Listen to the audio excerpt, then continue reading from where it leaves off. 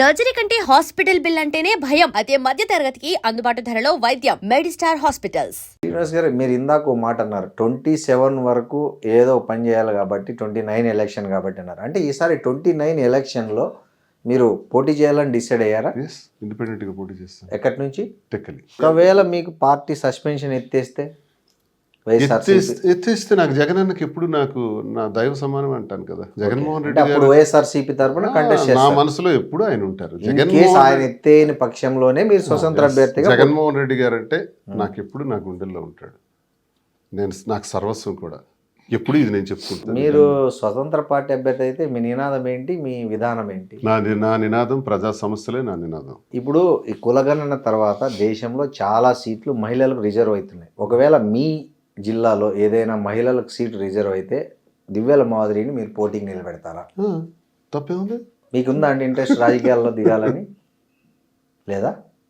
మరి ఆయన ఏమో నిలబెడతా అంటున్నారు, మీరేమో లేదంటున్నారు. ఆ సందర్భం వచ్చినప్పుడు అప్పుడు అంతేనా? అప్పుడు మనసు మార్చుకుంటారా? అలా ఏం లేదు, ఆ ఈక్వేషన్ వచ్చినప్పుడు తప్పదు కదా అన్నప్పుడు. ఓకే. సో మీరు ఒకవేళ ఎన్నికల్లో పోటీ చేయాల్సి వస్తే మీరు ప్రధానంగా ఈ వేటిని ఫోకస్ చేస్తారు, ఇష్యూస్ని? ఇంక నిలబడాల్సి వచ్చినా అతను ఫాలో అవడం తప్పితే నేను ఇంక చేయడానికి ఉంటుంది. కేవలం ఆయన ఫాలో కావడమేనా? అంతేనా? ఓకే. సో ఏం నచ్చింది మీకు శ్రీనివాస్ గారిలో? రాజకీయంగా ఆయన దగ్గరగా చూశారు, ఆయన వెంట ఉన్నారు. సో ఆయనలో మీకు ఫస్ట్ అట్రాక్ట్ చేసింది ఏంటి? నిజాయితీ అంటే ఎలా? ఏ ఇష్యూలో మీరు ఫస్ట్? ఏ విషయమైనా అతను నిజాయితీగా ఉంటారు. ఇంక విషయాలు చర్చించాల్సిన అవసరం లేదు. నిజాయితీకి మారిపోయారు దువ్వాడ శ్రీనివాస్ అంటే. అతను నిజాయితీ, హార్డ్ వర్కింగ్, సిన్సియారిటీ, పేదల పట్ల అతనికి ఉన్న దయాగుణం, ఇవన్నీ నాకు బాగా అట్రాక్ట్. సో మరి నిజాయితీ అన్నప్పుడు మీ రిలేషన్ గురించి ఫస్ట్ తను స్టేట్మెంట్ ఇస్తే అయిపోయేది కదా ఫ్యామిలీకి. కదా, అంటే చాలా రచ్చ అయినాక మీకు తెలియదు. మీ ఫ్యామిలీకి ముందే చెప్పారా మీరు? ముందే కాదు, సీఎం గారి ముందు, అందరి ముందు, అధిష్టానం ముందు చాలా ఫ్యామిలీకి నేను అన్ని తెలుసు. ఓకే. అన్నో నచ్చే ప్రయత్నాలు చేసాం. ఎవరు పోగొట్టుకుంటారండి 28 సంవత్సరాల జీవితం? ఈవిడే మాత్రం ఎందుకు? ఈవిడేది మంచి జీవితం. కన్నవారు, అత్తవారు అందరూ ఉన్నత స్థాయి.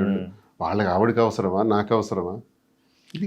మీ భర్త మీరు ఎలా ఒప్పించారండి ఈ మొత్తం ఈ సంక్షోభంలో? చాలా స్ట్రెస్ ఫీల్ అయ్యారు. లేదండి, డిస్టర్బెన్స్ అప్పటి నుంచి ఉన్నాయి, తర్వాత అన్ని క్లియర్ అయ్యి దానికోసం మాట్లాడాల్సిన అవసరం. ఓల్డ్ స్టోరీ 4 years బ్యాక్ మళ్ళీ భర్త అని ఇక్కడ పెట్టుకొని మళ్ళీ మాట్లాడాల్సిన అవసరం కాదంటే ఒక స్త్రీ తన స్ట్రెస్ ని ఎలా? చాలా సార్లు చెప్పా, ఇంకెన్నిసార్లు చెప్పాలి స్ట్రెస్ ని? మీరు అడిగారు. పిల్లలు ఇప్పుడు మీ దగ్గర ఉన్నారు కదా, ఇక్కడే ఉన్నారు. ఓకే. మీ పిల్లలు మీకు టచ్ లోనే ఉన్నారు. ఓకే. 37th బర్త్డేకి మీ సర్ప్రైజ్ గిఫ్ట్ ఏంటండి తనకి? నేను కార్ కొనిచ్చారు, ఫార్చునర్ కార్ కొనిచ్చారా? ఓ నైస్, వెరీ నైస్. మీరు ఊహించారా? అంటే మీకు చెప్పకుండా చేశారా లేకపోతే? చెప్పకుండా సర్ప్రైజ్. అంటే కొనాలని ఈ డేట్ కొన్నామని, కానీ మాకు రోజు ఉంటుంటాయి కొనుక్కోళ్ళు ఇవి. అలా వెళ్తుంటాం, ఏదో కావాలంటే కొంటుంటాం. మామూలు తను నాకు కొంటది, నేను తనకు కొంటాను. సో ఆమె మీకేం కొనిచ్చారు రిటర్న్? నేనెందుకు కొనిస్తాను, బర్త్డే నాది కదా.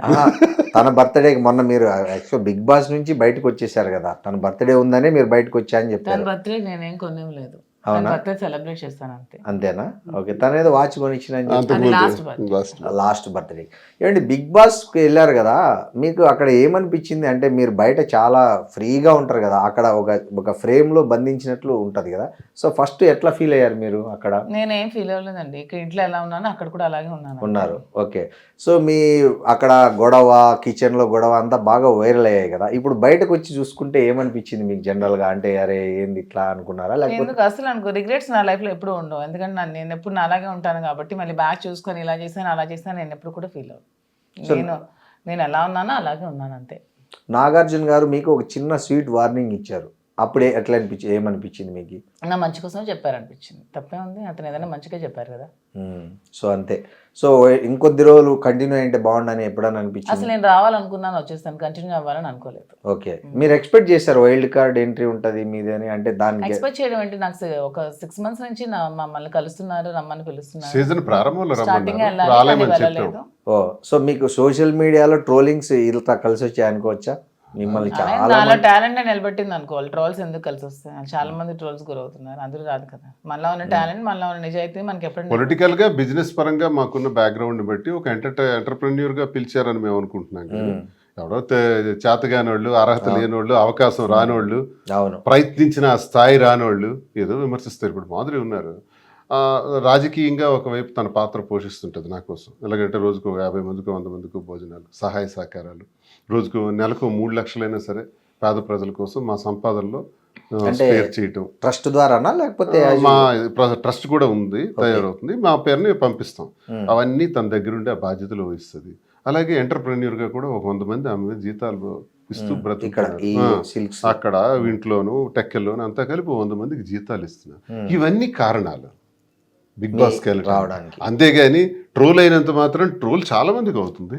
ట్రోలర్స్ ఎంతో మంది జీవితాలు రోడ్డున పడే వాళ్ళ జీవితాలు, చంపేసిన వాడు, చంపబడిన వాళ్ళు, ఎన్నో రకాల కథలతో మనం సోషల్ మీడియాలో చూస్తున్నాం. అందరూ బిగ్ బాస్లోకి రావట్లేదు. ఒక క్రెడిబిలిటీ ఉండాలి, ఒక దమ్ము ఉండాలి, వాయిస్ ఉండాలి. ఆ వాయిస్ ఎదుర్కొన్నారు, అవి చూసారు వాళ్ళు. ఏ సమాజంలో ఒక నిర్ణయం తీసుకున్నాం మేము, ఆ నిర్ణయం సమాజం దృష్ట్యా తప్పవచ్చు, తప్పైనా మాకు తప్పలేదు. ఆ తప్పలేని నిర్ణయాన్ని తీసుకుని ఎలా ముందుకెళ్తున్నాం అన్నది మా రోల్.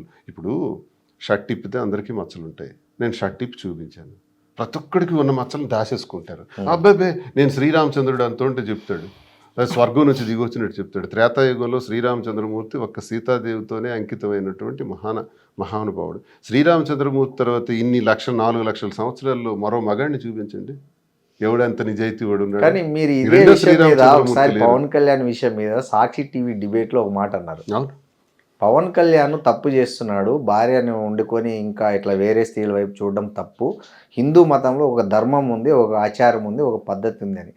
సో మీకు ఈ సిచ్యుయేషన్ అలా వచ్చినప్పుడు ఎట్లా ఫీల్ అయ్యారు? ఆ మాట అంటే నేను అప్పుడున్న పరిస్థితులను బట్టి మా కొన్ని డైరెక్షన్స్ బట్టి ఆ రకంగా మాట్లాడాల్సి వచ్చింది. కానీ ఆయనకున్న పరిస్థితులు, ఆయనకున్న ఇబ్బందులు నేను చాలాసార్లు చెప్పాను. ఆ రకంగా నేను అప్పుడు మాట్లాడకపోవాల్సింది. ఈ రోజుల్లో ఎవరికి లేదు.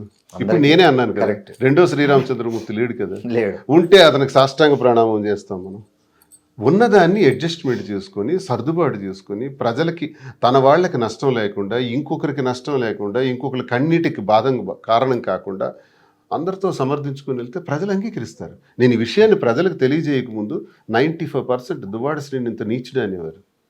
ఈ మా విషయాన్ని గొడవ అవుతున్నప్పుడు ఆ విషయాన్ని ప్రజలకి మీ ద్వారా, మీడియా ద్వారా నేను స్పష్టంగా తెలియజేసిన తర్వాత ఈరోజు 60-70% పాజిటివిటీలోకి వచ్చాం. తెలంగాణ వస్తే మేమున్నామని చెప్పి తెలంగాణ ప్రజలందరూ మాకు సహకరించి, మా వ్యాపార అభివృద్ధికి సహకరించి మాకు హక్కును చేర్చుకున్నారు. ఆంధ్ర ప్రజలందరూ కూడా మేము ఉన్నామని చెప్తున్నారు. ఇవన్నీ ఎలా పొందగలిగాం? దేశ విదేశాల నుంచి ఇప్పుడు రోడ్డు మీదకి వెళ్తే తక్కువ వెహికల్ అయిపోయి సార్ ఒక సెల్ఫీ, మేడం ఒక సెల్ఫీ అంటారు. బిగ్ బాస్ వాళ్ళు పిలిచినంత స్థాయికి మేము వెళ్ళామండి. బిగ్ బాస్ పిలవక ముందునే మీరు సెలబ్రిటీస్ అయిపోయారు. నెగిటివిటీ నుంచి పాజిటివిటీలోకి వచ్చాం కదా. ఎవరు చేశారు మాకు ఈ పాజిటివ్గా? ప్రజలే దేవుళ్ళని నమ్మిన మేము ప్రజలకు వాస్తవాలు తెలియజేయటం ద్వారా నెగిటివిటీని పాజిటివిటీ చేసుకున్నాం. అంటే మాలో నిజాయితీ, మాలోనే మోసం. నేనే 10 మంది అమ్మాయిలను మోసం చేసి తిరిగినోడినో, లేకపోతే ఈమెకి మోసం చేసినోడినో, నా అవసరం కోసం ఉండేవాడిని, వాడుకునేవాడిని అయితే తప్పకుండా నాకు చెప్పించి కొడతారు ప్రజలు. మాలో నిజాయితీ ఉంది. మా కుటుంబంలో గొడవ వచ్చింది, ఆ గొడవకు ఒక సర్దుబాటు. మా నిర్ణయం ఒకటి తీసుకున్నాం, ఆ నిర్ణయానికి ఒక సర్దుబాటు, దానికి ఒక సమాధానం, ప్రతిదానికి ఒక జవాబుదారీ విధానం.